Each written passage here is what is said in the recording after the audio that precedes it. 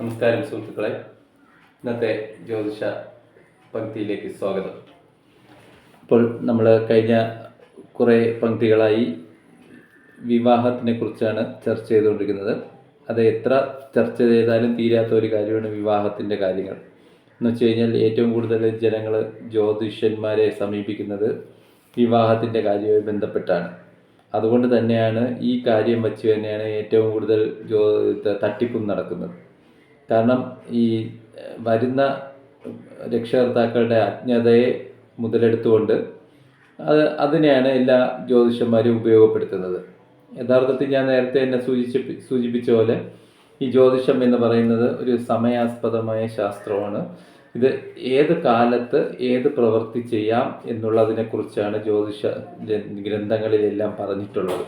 അല്ലാതെ ഏതെങ്കിലും ഒരു കാലത്ത് ഏതെങ്കിലും ഒരു പൊരുത്തം നോക്കണോ, അല്ലെങ്കിൽ ഒരു നാളുകാരന് മറ്റൊരു നാളുകാരനെ കെട്ടിയാൽ എന്ത് ഫലം കിട്ടുന്നോ, അല്ലെങ്കിൽ ഇത്ര 4.5 പാപമുള്ള ആൾ 3.5 പാപമുള്ള ആളിനെ കെട്ടിയാൽ എന്ത് ഫലം കിട്ടുന്നോ എന്നും ഒരു ഗ്രന്ഥങ്ങളിലും പറയുന്നില്ല. പക്ഷേ നമ്മൾ അത് പറഞ്ഞാണ് നമ്മുടെ ഈ നാട്ടിൽ ഇന്ന് എല്ലാവരും ബുദ്ധിമുട്ടിച്ചുകൊണ്ടിരിക്കുന്നത്. അതുകൊണ്ട് തന്നെ സംഭവിക്കുന്നത് എന്താണെന്ന് പറഞ്ഞു കഴിഞ്ഞാൽ കുട്ടികൾക്ക് കൃത്യസമയത്ത് വിവാഹം നടക്കുന്നില്ല. അതാണ് ഏറ്റവും വലിയൊരു പരാജയമായിട്ട് ഇതിൻ്റെ കാണാൻ സാധിക്കുന്നത്. പിന്നെ ഈ പറഞ്ഞ കണക്ക് ഈ ചെറിയ കാര്യങ്ങളെല്ലാം ഒത്തു വന്നാലും ഇവർ പറയുന്ന മറ്റൊരു വാക്കുകളുണ്ട്. കാര്യം ഫ്യൂച്ചർ ശരിയല്ല. പക്ഷേ അപ്പോൾ ഇങ്ങനെയുള്ള ഈ ഫ്യൂച്ചർ ശരിയല്ല എന്നുള്ള വാക്കൊക്കെ കേൾക്കുമ്പോൾ ഏത് രക്ഷകർത്താവായാലും മടിക്കും. കാര്യം ഫ്യൂച്ചർ ശരിയില്ലെങ്കിൽ പിന്നെ നമ്മൾ ആ കുട്ടിയെ കല്യാണം കഴിപ്പിച്ചു കൊടുത്തിട്ട് എന്താണ് കാര്യം?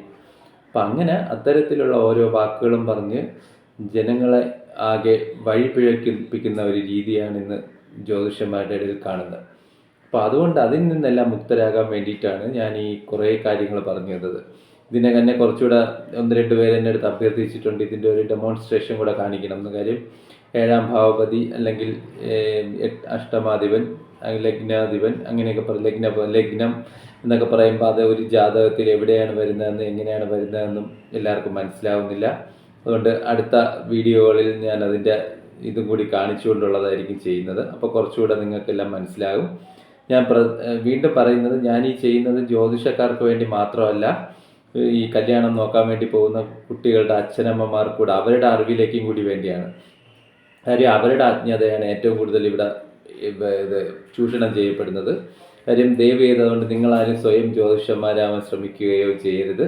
അതുപോലെ തന്നെ നിങ്ങൾ ചെയ്യുന്ന മറ്റൊരു ഇതെന്ന് പറഞ്ഞു കഴിഞ്ഞാൽ നിങ്ങളെല്ലാവരും ഈ പറഞ്ഞ കണക്ക് ഈ ഏതെങ്കിലുമൊക്കെ ഇത് കമ്പ്യൂട്ടറിലോ അല്ലെങ്കിൽ ഈ മൊബൈലിലൊക്കെ ഏതെങ്കിലും ആപ്പുകളിൽ കയറിയിട്ട് അതിൽ ചെന്നിട്ട് അതിൽ നിന്ന് കിട്ടുന്ന ജാതകത്തിന് അതിലിട്ട് നോക്കിയിട്ട് പൊരുത്തമില്ല എന്ന് വിളിച്ചു പറയുന്ന ഒരു രീതിയുണ്ട്. അതും നിങ്ങൾ മാറ്റിവെക്കണം. കാരണം ഈ ഒരൊറ്റ കാരണം കൊണ്ട് മാത്രം ഒരു വിവാഹം വേണ്ടെന്ന് വെക്കേണ്ട കാര്യമില്ല.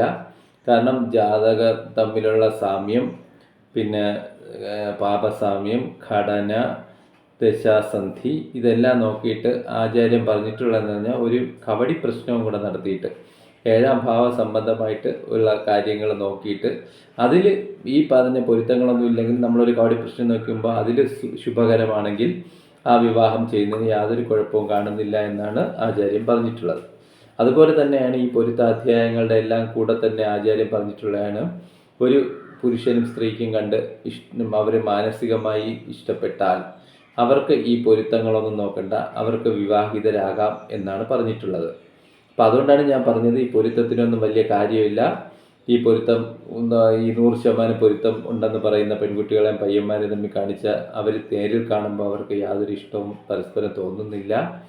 പകരം ഇത് നമ്മളെ നാട്ടിലൊരു ബിസിനസ്സായാണ് ഇവിടെ മാറിയിരിക്കുന്നത്. അതുകൊണ്ട് ഈ പൊരുത്തത്തിൽ വലിയ പ്രാധാന്യമൊന്നുമില്ല. നിങ്ങൾ കുട്ടികളെ തമ്മിൽ ആദ്യം കാണിച്ചിട്ട് അവർക്ക് ഇഷ്ടപ്പെട്ട് കഴിഞ്ഞാൽ മാത്രം പൊരുത്തം നോക്കുന്നതിലെ കാര്യമുള്ളൂ. കാരണം അവരുടെ ഇഷ്ടമാണ് പ്രധാനം. അത് തന്നെയാണ് ആചാര്യന്മാരും എല്ലാം ജ്യോതിഷ ഗ്രന്ഥങ്ങളിൽ പറഞ്ഞിട്ടുള്ളത്. പിന്നെ ഇന്ന് ഞാൻ പറയാൻ പോകുന്നതെന്ന് പറഞ്ഞു കഴിഞ്ഞാൽ 2 ജാതകങ്ങൾ തമ്മിൽ ഇത് ചേർക്കുന്നതിനുള്ള ഒരു പ്രധാന ഇതാണ് ഘടന എന്ന് പറയുന്നത്. ഘടന എന്ന് പറയുന്നത് ഒരു ജാതകത്തിൻ്റെ 7ാം ഭാവവുമായി മറ്റേ ജാതകത്തിൻ്റെ ലഗ്നത്തിന് ബന്ധം വരിക, അല്ലെങ്കിൽ 7ാം ഭാവപതിക്ക് ബന്ധം വരിക, അല്ലെങ്കിൽ ലഗ്നപതിക്ക് ബന്ധം വരിക, അല്ലെങ്കിൽ ആ രാശിയിൽ ഇപ്പോൾ 7ാം ഭാവമായിട്ട് വരുന്ന രാശിയിൽ ബന്ധപ്പെട്ട് വരുന്ന ഗ്രഹത്തിന് ഈ ലഗ്നവുമായി ബന്ധം വരിക, അങ്ങനെ കുറേ ഘടകങ്ങളുണ്ട്. ഈ ഘടകങ്ങളിൽ ഏതെങ്കിലും ഒന്നോ രണ്ടോ ഘടകങ്ങൾ ഈ 2 ജാതകങ്ങൾ തമ്മിൽ നോക്കുമ്പോൾ അതിൽ വരികയാണെങ്കിൽ അങ്ങനെയുള്ള ജാതകങ്ങൾ തമ്മിൽ ഘടനയുള്ള ജാതകങ്ങൾ എന്ന് പറയും. അപ്പം അത് ഞാൻ നിങ്ങൾക്കിപ്പോൾ പറഞ്ഞു തന്നാൽ എല്ലാവർക്കും അത് മനസ്സിലാവില്ല. ജ്യോതിഷം പഠിച്ചവർക്ക് മാത്രമേ അത് കൃത്യമായി മനസ്സിലാവൂ. പക്ഷേ ഈ ഘടനയൊന്നും ഇവിടെ ആരും നോക്കാറില്ല. ഈ ഘടനയുള്ള ജാതകങ്ങളാണെങ്കിൽ അവരെന്തൊക്കെ ബുദ്ധിമുട്ട് വന്നാലും അവർ ഐക്യത്തോടുകൂടി ജീവിച്ചു പോകുന്നതാണ് നമ്മൾ കണ്ടിട്ടുള്ളത്. കാരണം ജീവിതത്തിൽ ബുദ്ധിമുട്ടുകളും പ്രശ്നങ്ങളും ഒക്കെ എല്ലാവർക്കും എല്ലാ കാലത്തും ഉണ്ടാവും. പക്ഷെ അത് ഒരു വിഷയമല്ല. പക്ഷെ മറിച്ച് ഈ ഘടനയുള്ള ജാതകങ്ങൾ തമ്മിൽ നമ്മൾ ചേർത്ത് കഴിഞ്ഞാൽ അവർ തമ്മിൽ നല്ല ഐക്യവും പൊരുത്തവുമായി ജീവിക്കുന്നതാണ് കണ്ടിട്ടുള്ളത്. ഇപ്പോൾ ഘടന നോക്കുന്നതിന് കുറേ കാര്യങ്ങളുണ്ട്. അത് ഈ അത് ജാതകങ്ങൾ തമ്മിലാണ് നോക്കേണ്ടത്. ജാതകത്തിലുള്ള 7ാം ഭാവപതി, അതിൻ്റെ കാരകനായിട്ടുള്ള ഗ്രഹം, അതായത് വിവാഹ കാരകൻ എന്ന് പറയുന്നത്, ഭർതൃകാരകൻ എന്ന് പറയുന്ന ശുക്രനാണ്. ഭർതൃകാരകൻ എന്ന് പറയുന്ന വ്യാഴമാണ്. ഭാര്യാകാരകൻ എന്ന് പറയുന്ന ശുക്രനാണ്. പിന്നെ 7ാം ഭാവപതിയായിട്ട് വരുന്ന ഗ്രഹങ്ങൾ, പിന്നെ അതിൻ്റെ അംശകാധിപന്മാർ, ഇങ്ങനെ ഈ ഭാവം വരുന്ന രാശ്യാധിപന്മാർ, അങ്ങനെ ഇവരെല്ലാം തമ്മിൽ അങ്ങോട്ട് പരസ്പരം ബന്ധങ്ങൾ 2 ജാതകങ്ങൾ തമ്മിൽ കാണിക്കുകയാണെങ്കിൽ അതിനെ ഘടനയുള്ള ജാതകങ്ങൾ എന്ന് പറയും. അപ്പോൾ ഈ പറഞ്ഞ ഈ മറ്റുള്ള ഘടകങ്ങൾ, അതായത് ജാതക പൊരുത്തം, പാപസാമ്യം, ദശാസന്ധി, അതിൻ്റെ കൂടെ തന്നെ പ്രധാനമായി നോക്കേണ്ട ഒരു കാര്യമാണ് ഘടന. ഘടനയുണ്ടെങ്കിൽ മറ്റു പല ദോഷങ്ങളുണ്ടെങ്കിലും അവർ തമ്മിൽ നല്ല ഐക്യത്തോടുകൂടി ജീവിക്കുന്നതാണ് കണ്ടിട്ടുള്ളത്. പക്ഷെ പലരും ഇപ്പോൾ അതൊന്നും നോക്കാറില്ല. പക്ഷെ അത് വേണം പ്രധാനമായി നോക്കേണ്ട, ഘടനയാണ് നോക്കേണ്ടത്. അപ്പോൾ അതാണ് ഞാൻ ഇന്ന് സൂചിപ്പിക്കുന്നത്.